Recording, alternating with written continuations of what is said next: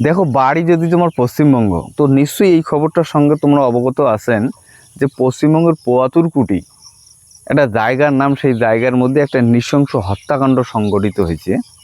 একটা 14 বছরই মেয়েকে তার বাড়ির পাশ থেকে 700 কিলোমিটার 700 মিটার দূরে একটা পাট ক্ষেতের মধ্যে একটা মৃতদেহ উদ্ধার করা হয়।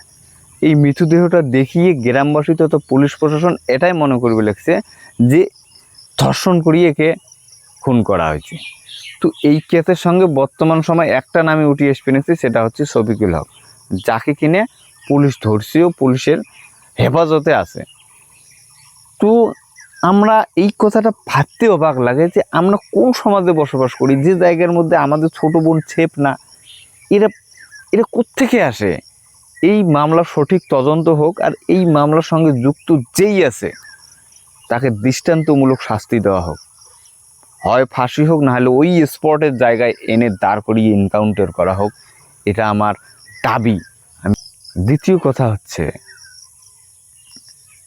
সিজিপি পার্টি, হয়তো তোমরাও জানেন সিজিপি পার্টির যে সৃষ্টিকর্তা, কি যেন নাম, এর নামটা ঠিক মনে পড়তেছে না।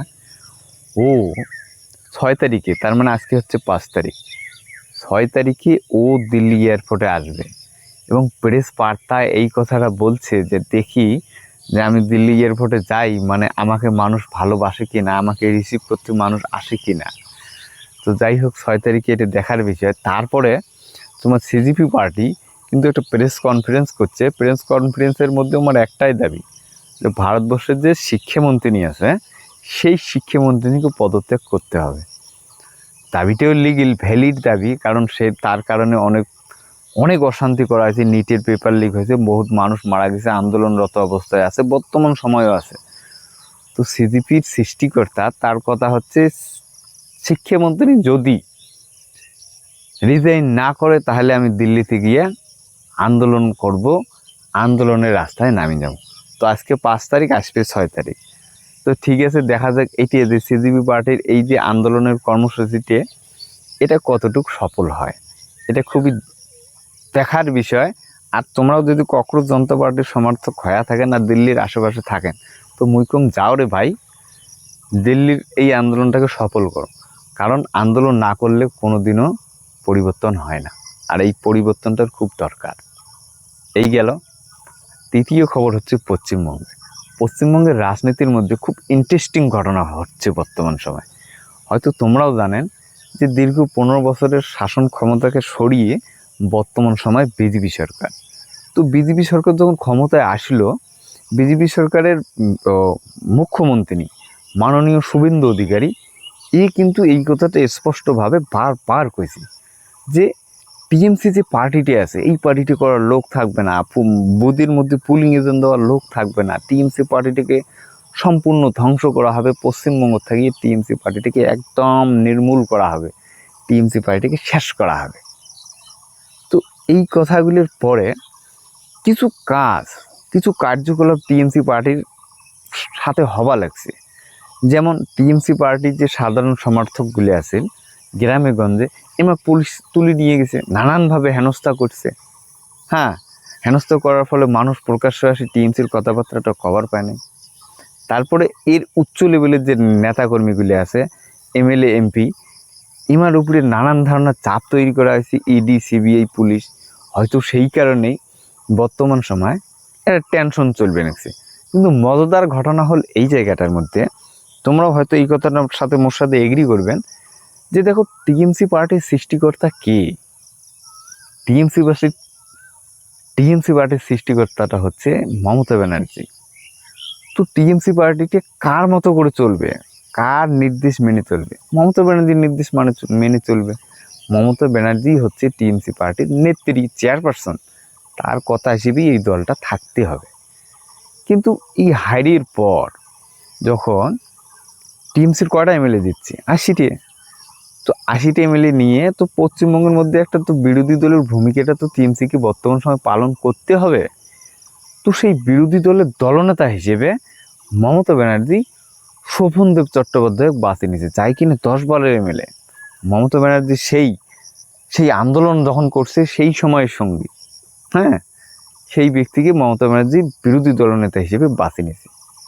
কিন্তু এই সিদ্ধান্ত তার কঠোর, মানে একদম বিরোধ করিয়ে, একদম মমতা ব্যানার্জিকে অসম্মান করিয়ে, এই নয়া লড়কা পাতা নেই কাহা সে আগে, আগের নাকি সিপিএমই ছিল, এখন আসছে টিএমসিতে, নাম হচ্ছে ঋতব্রত। এই কয়েকদিনই নিউজ দেখতে দেখতে নামটা পর্যন্ত মুখস্থ হয়ে গেছে, একে আমি চিনতাম না, ঋতব্রত। এ আবার কি করছে, এই যে 80টি এমএলএ যেটা আছে, এই 80টি এমএলএর মধ্যে 60টি এমএলএ ভাঙে নিয়ে নিজের পক্ষে করে নিজেকে বিরোধী দলনেতা হিসেবে দাবি করবে লিখছে। আর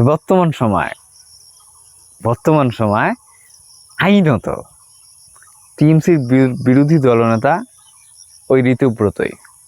এখন সমস্যা হচ্ছে যে টিএমসির যে প্রতীকটি আছে ঘাসফুল, এটা কার পক্ষে যাবে, এটা দিদির পক্ষে থাকবে নাকি ঋতব্রতের ওই দিকে যাবে। তো দলের এইরকম একটা টানাপোড়েন দেখিয়ে, দলের মধ্যে এই ধারণার কার্যকলাপ দেখিয়ে দিদি সত্যি হতাশ। এবার দিদি তো জানে না, দিদি কিন্তু ছোটোখাটো নেতা মনে করেন না, দিদি ভীষণ রাজনীতিবিদ মজ্জাটা মনে হয়। দিদি যখন এই ধরনের ঘটনাগুলো দেখলো যে সত্যিকারেই আমার দলটাকে ভাঙি একদম তছনছ করি, একদম তৃণমূলকে শেষ করার একটা পরিকল্পনা হচ্ছে বা করা হচ্ছে, তখন দিদি কি করলো, ধর্ণা মঞ্চ থেকে কিন্তু একটা এক পাত্তা দিদি ने खेला है, इसको आपको मानना पड़ेगा। ধর্ণা মঞ্চ থেকে বাংলাদেশ সম্বন্ধে একটা কমেন্ট করছে, একটা মন্তব্য করছে যে বাংলাদেশের মধ্যে কিছুদিন আগে যে রেভলিউশনটা হলো, যে আন্দোলনটা হলো, সেই আন্দোলনের নেতা ওসমান হাদিকে গুলি করে মারা হয়েছে। কেন মারা হয়েছে, হয়তোবা ওই আন্দোলনটাকে দাবে দেওয়ার উদ্দেশ্যেই মারা হয়েছে, কিন্তু মারা হয়েছে। যখন মারা হয় তারপরে থেকে কিন্তু সেই আন্দোলনটা ব্যাপক আকারে রূপ নেয়, বাংলাদেশটাকে একদম পরিবর্তন করে। কিন্তু বাংলাদেশ সরকার সেই যে ওসমান হাদির খুনি, তার যে একটা শাস্তি, সেটা কিন্তু এখন অবধি দিতে পারে নাই। কারণটা কি জানেন? কারণটা হচ্ছে ওর যে খুনি, সে গোপন পথে, চোরা পথে এনডিএর ঢুকে গেছে, এনডিএর মধ্যে ঢুকে গেছে। এবার এনডিএর মধ্যে যখন ঢুকে গেছে, পশ্চিমবঙ্গ পুলিশ এবার তাকে ধরছে, তাকে ধরে জিজ্ঞাসাবাদ করছে, হয়তো শুনছে কিভাবে হলো, কেন হলো, কার নির্দেশে করা হলো। যখন এটি প্রকাশ করবে মমতা ব্যানার্জি, তখন দিল্লি থেকে ফোন আসে। কে ফোন করছে? আমাদের অমিত শাহ ফোন করছে যে দিদি এই বিষয় নিয়ে আপনাকে কিছু বলতে হবে না, এই বিষয় নিয়ে কথা বলবেন না, কারণ এটা দেশের ইস্যু। তো দিদি চুপ হয়ে গেছে, ঠিক আছে দেশের যখন ইস্যু, তো চুপ হয়ে গেছে। কিন্তু বর্তমান সময় দিদির প্রতি যখন এই অন্যায়, এই অবিচারটা করা হচ্ছে, এর যে এত কষ্টের পার্টিটাকে যখন সম্পূর্ণরূপে একদম নির্মূল করা হচ্ছে, এই অত্যাচারটা দেখে দিদি আর চুপ থাকতে পায় নাই, এই কথাটা ওপেনলি কয়া দিছে। তো বর্তমান সময় মোর মনে হয় দিল্লিরই দায়িত্ব থাকবে, মতলব কি আগামী দিনে দিল্লি পশ্চিমবঙ্গের টিএমসিটাকে বাঁচিয়ে রাখবে, টিএমসিটাকে হয়তো বা আবারও ক্ষমতায় ফিরিয়ে আনবে। মুই এটি আগর থেকেই ভাবছিলাম যে বিজেপি সরকার কোন দেশের মধ্যে কোন রাজ্যে কী করে করুক, কমসে কম পশ্চিমবঙ্গে হয়তো বা দিদিকে রাখবে। কারণ দিদি প্রচণ্ড জিদি আদমি, আন্দোলন থেকে উঠে এসে নেতা, এ ভয় পায় না, এ মাথা নত করে না।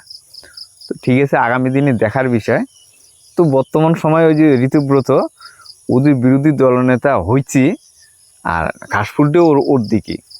তো সেই জায়গার মধ্যে এমএলএগুলি একটু বাগিয়ে হওয়া লাগছে, সময় মমতা ব্যানার্জির সাথ দেবে লাগছে। তো আগামী দিনে পশ্চিমবঙ্গের রাজনীতিটা আরও মজাদার হওয়া লাগছে, একটু দেখে থাকবেন। আর রাজনীতির আপডেট পাওয়ার জন্য মোট চ্যানেলটা করবেন তোমার সাবস্ক্রাইব। আমরা দিদির সাথে আছি, কারণ দিদির আন্দোলন আমরা দেখছি, আমরা দিদিকে ভালোবাসি, আমরা দিদির সাথে আছি। তোমরা বা কী করেন সেটা আমি জানো না, তবে ঠিক আছে। তো মোর এটি মনে হয় দিদিকে অস্থির করে তুলছেও দিল্লি, দিদিকে শান্তও করবে দিল্লি। তো আগামী দিনে এটাই হচ্ছে দেখার বিষয়। ঠিক আছে, ভালো থাকবেন, সুস্থ থাকবেন, আর কোনো ধরনের রাজনীতির হিংসের মধ্যে নিজেকে জড়াবেন না। ধন্যবাদ, আর চ্যানেলটাকে করবেন সাবস্ক্রাইব।